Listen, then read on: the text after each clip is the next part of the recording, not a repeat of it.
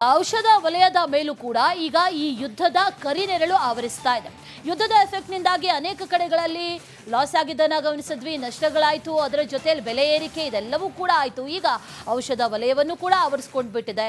BP, sugar ಸೇರಿ ಹಲವು ಔಷಧಿಯ ಬೆಲೆಯಲ್ಲಿ ಹೆಚ್ಚಳ ಆಗಿದೆ.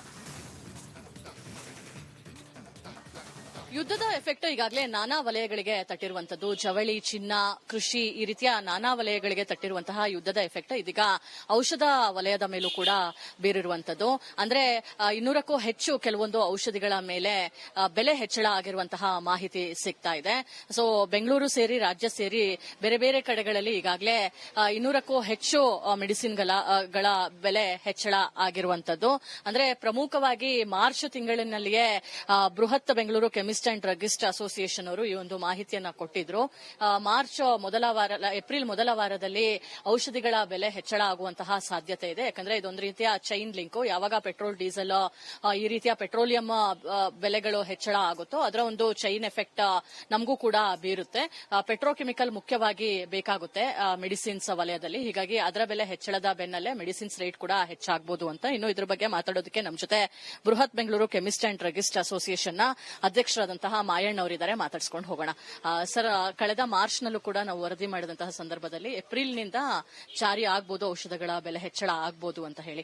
ಯಾವುದರ ಬೆಲೆ ಎಷ್ಟು ಹೆಚ್ಚಳ ಆಗಿದೆ ಸರ್? ಯಾವ ರೀತಿಯ ಎಫೆಕ್ಟ್ ಅಂತ ಹೇಳಿ? ಯುದ್ಧ ಮಧ್ಯಪ್ರಾಚ್ಯ ಯುದ್ಧ ಶುರು ಆದ್ಮೇಲೆ ಎಲ್ಲಾ ಮೆಟೀರಿಯಲ್, ಎಲ್ಲಾ ಕಮಾಡಿಟಿದು ಪ್ರೈಸ್ ಜಾಸ್ತಿ ಆಗಿದೆ. ಅದೇ ರೀತಿ ಮೆಡಿಸಿನ್ದು ಜಾಸ್ತಿ ಆಗುತ್ತೆ.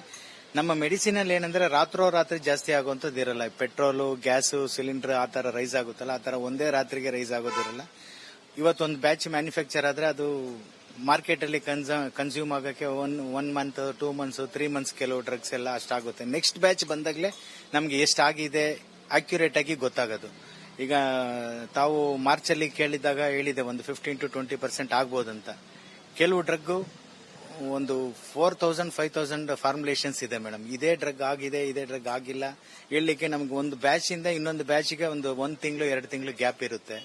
ಆ ಬ್ಯಾಚ್ ಬಂದಾಗ ನಮ್ಗೆ ಗೊತ್ತಾಗುತ್ತೆ 100% ಸ್ವಲ್ಪ ಅಂತೂ ಕೆಲವು ಡ್ರಗ್ ರೈಸ್ ಆಗಿದೆ. Sir, very normal. ಈಗ ಪ್ಯಾರಾಸಿಟಮಲ್, ಡಯಾಬಿಟಿಕ್ ಅಥವಾ ಬಿಪಿ ಮಾತ್ರೆಗಳು, ಹಾರ್ಟ್ ರಿಲೇಟೆಡ್ ಮಾತ್ರೆಗಳು ಅದೇನಾದ್ರೂ ಚೇಂಜಸ್ ಆಗಿದೆಯಾ? ಅದ್ರದ್ದು ಹೆಚ್ಚಳ ಆಗಿರೋದು ನೋಡಿದೀರಾ ನೀವು? ಹೆಚ್ಚಳ ಸದ್ಯಕ್ಕಂತೂ ಯಾವುದು ಇಲ್ಲಿ ಬಂದಿಲ್ಲ ಮೇಡಮ್. ನೆಕ್ಸ್ಟ್ ಹೊಸ ಬ್ಯಾಚ್ ಬಂದಾಗ 100% ಆಗುತ್ತೆ ಅಂತ ಮ್ಯಾನುಫ್ಯಾಕ್ಚರರ್ಸ್ ಎಲ್ಲ ಒಂದು ಲಿಸ್ಟ್ ಕಳಿಸಿದರೆ. ಒಂದು ಕೆಲವು ಮಾತ್ರೆ 10ರಿಂದ 15%, ಕೆಲವು ಮಾತ್ರೆ 30ರಿಂದ 35% ರೈಸ್ ಆಗುತ್ತೆ ಅಂತೇಳಿ ಮ್ಯಾನುಫ್ಯಾಕ್ಚರರ್ ಒಂದು ಲಿಸ್ಟ್ ಕಳಿಸಿದ್ದಾರೆ.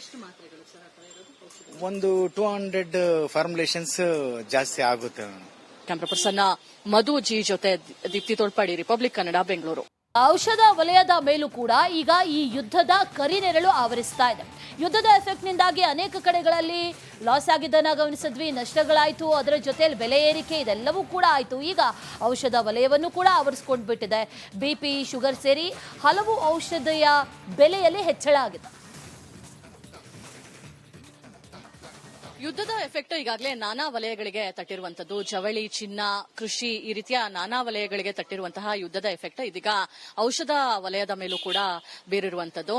ಅಂದ್ರೆ 200ಕ್ಕೂ ಹೆಚ್ಚು ಕೆಲವೊಂದು ಔಷಧಿಗಳ ಮೇಲೆ ಬೆಲೆ ಹೆಚ್ಚಳ ಆಗಿರುವಂತಹ ಮಾಹಿತಿ ಸಿಗ್ತಾ ಇದೆ. ಸೊ ಬೆಂಗಳೂರು ಸೇರಿ ರಾಜ್ಯ ಸೇರಿ ಬೇರೆ ಬೇರೆ ಕಡೆಗಳಲ್ಲಿ ಈಗಾಗಲೇ 200ಕ್ಕೂ ಹೆಚ್ಚು ಮೆಡಿಸಿನ್ಗಳ ಬೆಲೆ ಹೆಚ್ಚಳ ಆಗಿರುವಂತದ್ದು. ಅಂದ್ರೆ ಪ್ರಮುಖವಾಗಿ ಮಾರ್ಚ್ ತಿಂಗಳಿನಲ್ಲಿಯೇ ಬೃಹತ್ Bengaluru chemist and druggist association ಅವರು ಈ ಒಂದು ಮಾಹಿತಿಯನ್ನ ಕೊಟ್ಟಿದ್ರು.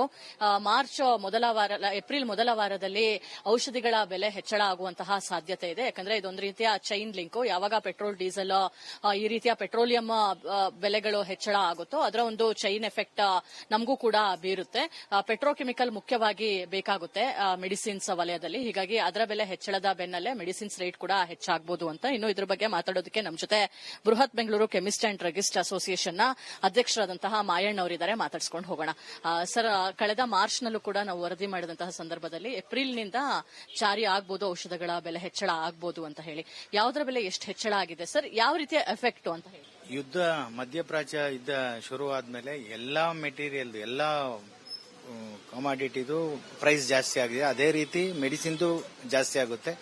ನಮ್ಮ ಮೆಡಿಸಿನ್ ಅಲ್ಲಿ ಏನಂದ್ರೆ ರಾತ್ರಿ ಜಾಸ್ತಿ ಆಗುವಂತದ್ದು ಇರಲ್ಲ. ಪೆಟ್ರೋಲು, ಗ್ಯಾಸ್, ಸಿಲಿಂಡರ್ ಆ ತರ ರೈಸ್ ಆಗುತ್ತಲ್ಲ, ಆ ತರ ಒಂದೇ ರಾತ್ರಿಗೆ ರೈಸ್ ಆಗೋದಿರಲ್ಲ.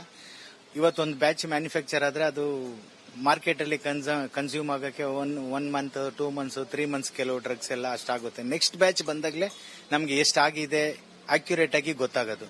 ಈಗ ತಾವು ಮಾರ್ಚ್ ಅಲ್ಲಿ ಕೇಳಿದಾಗ ಹೇಳಿದೆ ಒಂದು 15 to 20% ಆಗ್ಬೋದಂತ. ಕೆಲವು ಡ್ರಗ್ ಒಂದು 4000 5000 ಫಾರ್ಮುಲೇಷನ್ಸ್ ಇದೆ ಮೇಡಮ್. ಇದೇ ಡ್ರಗ್ ಆಗಿದೆ, ಇದೇ ಡ್ರಗ್ ಆಗಿಲ್ಲ ಹೇಳಲಿಕ್ಕೆ ನಮ್ಗೆ ಒಂದು ಬ್ಯಾಚ್ ಇಂದ ಇನ್ನೊಂದು ಬ್ಯಾಚ್ಗೆ ಒಂದು 1 ತಿಂಗಳು 2 ತಿಂಗಳು ಗ್ಯಾಪ್ ಇರುತ್ತೆ. ಆ ಬ್ಯಾಚ್ ಬಂದಾಗ ನಮ್ಗೆ ಗೊತ್ತಾಗುತ್ತೆ 100% ಸ್ವಲ್ಪ ಅಂತೂ ಕೆಲವು ಡ್ರಗ್ ರೈಸ್ ಆಗಿದೆ. ಸರ್ ವೆರಿ ನಾರ್ಮಲ್ ಈಗ ಪ್ಯಾರಾಸಿಟಮಲ್, ಡಯಾಬಿಟಿಕ್ ಅಥವಾ ಬಿಪಿ ಮಾತ್ರೆಗಳು, ಹಾರ್ಟ್ ರಿಲೇಟೆಡ್ ಮಾತ್ರೆಗಳು ಅದೇನಾದ್ರೂ ಚೇಂಜಸ್ ಆಗಿದೆಯಾ? ಅದ್ರದ್ದು ಹೆಚ್ಚಳ ಆಗಿರೋದು ನೋಡಿದೀರಾ ನೀವು? ಹೆಚ್ಚಳ ಸದ್ಯಕ್ಕಂತೂ ಯಾವುದು ಇಲ್ಲಿ ಬಂದಿಲ್ಲ ಮೇಡಮ್. ನೆಕ್ಸ್ಟ್ ಹೊಸ ಬ್ಯಾಚ್ ಬಂದಾಗ 100% ಆಗುತ್ತೆ ಅಂತ ಮ್ಯಾನುಫ್ಯಾಕ್ಚರರ್ಸ್ ಎಲ್ಲ ಒಂದು ಲಿಸ್ಟ್ ಕಳಿಸಿದರೆ. ಒಂದು ಕೆಲವು ಮಾತ್ರೆ 10ರಿಂದ 15%, ಕೆಲವು ಮಾತ್ರೆ 30ರಿಂದ 35% ರೈಸ್ ಆಗುತ್ತೆ ಅಂತೇಳಿ ಮ್ಯಾನುಫ್ಯಾಕ್ಚರರ್ ಒಂದು ಲಿಸ್ಟ್ ಕಳಿಸಿದ್ದಾರೆ. ಒಂದು 200 ಫಾರ್ಮುಲೇಷನ್ಸ್ ಜಾಸ್ತಿ ಆಗುತ್ತೆ. ಕ್ಯಾಮ್ರಾ ಪರ್ಸನ್ ಮಧು ಜಿ ಜೊತೆ ದೀಪ್ತಿ ತೋಳ್ಪಾಡಿ, ರಿಪಬ್ಲಿಕ್ ಕನ್ನಡ, ಬೆಂಗಳೂರು. ಔಷಧ ವಲಯದ ಮೇಲೂ ಕೂಡ ಈಗ ಈ ಯುದ್ಧದ ಕರಿನೆರಳು ಆವರಿಸ್ತಾ ಇದೆ. ಯುದ್ಧದ ಎಫೆಕ್ಟ್ನಿಂದಾಗಿ ಅನೇಕ ಕಡೆಗಳಲ್ಲಿ ಲಾಸ್ ಆಗಿದ್ದನ್ನ ಗಮನಿಸಿದ್ವಿ, ನಷ್ಟಗಳಾಯಿತು, ಅದರ ಜೊತೆಯಲ್ಲಿ ಬೆಲೆ ಏರಿಕೆ ಇದೆಲ್ಲವೂ ಕೂಡ ಆಯಿತು. ಈಗ ಔಷಧ ವಲಯವನ್ನು ಕೂಡ ಆವರಿಸ್ಕೊಂಡು ಬಿಟ್ಟಿದೆ. ಬಿಪಿ, ಶುಗರ್ ಸೇರಿ ಹಲವು ಔಷಧಿಯ ಬೆಲೆಯಲ್ಲಿ ಹೆಚ್ಚಳ ಆಗಿದೆ. ಯುದ್ಧದ ಎಫೆಕ್ಟ್ ಈಗಾಗಲೇ ನಾನಾ ವಲಯಗಳಿಗೆ ತಟ್ಟಿರುವಂತದ್ದು. ಜವಳಿ, ಚಿನ್ನ, ಕೃಷಿ ಈ ರೀತಿಯ ನಾನಾ ವಲಯಗಳಿಗೆ ತಟ್ಟಿರುವಂತಹ ಯುದ್ಧದ ಎಫೆಕ್ಟ್ ಇದೀಗ ಔಷಧ ವಲಯದ ಮೇಲೂ ಕೂಡ ಬೀರಿರುವಂತದ್ದು. ಅಂದ್ರೆ 200ಕ್ಕೂ ಹೆಚ್ಚು ಕೆಲವೊಂದು ಔಷಧಿಗಳ ಮೇಲೆ ಬೆಲೆ ಹೆಚ್ಚಳ ಆಗಿರುವಂತಹ ಮಾಹಿತಿ ಸಿಗ್ತಾ ಇದೆ. ಸೊ ಬೆಂಗಳೂರು ಸೇರಿ ರಾಜ್ಯ ಸೇರಿ ಬೇರೆ ಬೇರೆ ಕಡೆಗಳಲ್ಲಿ ಈಗಾಗಲೇ 200ಕ್ಕೂ ಹೆಚ್ಚು ಮೆಡಿಸಿನ್ಗಳ ಬೆಲೆ ಹೆಚ್ಚಳ ಆಗಿರುವಂತದ್ದು. ಅಂದ್ರೆ ಪ್ರಮುಖವಾಗಿ ಮಾರ್ಚ್ ತಿಂಗಳಿನಲ್ಲಿಯೇ ಬೃಹತ್ Bengaluru chemist and druggist association ಅವರು ಈ ಒಂದು ಮಾಹಿತಿಯನ್ನ ಕೊಟ್ಟಿದ್ರು.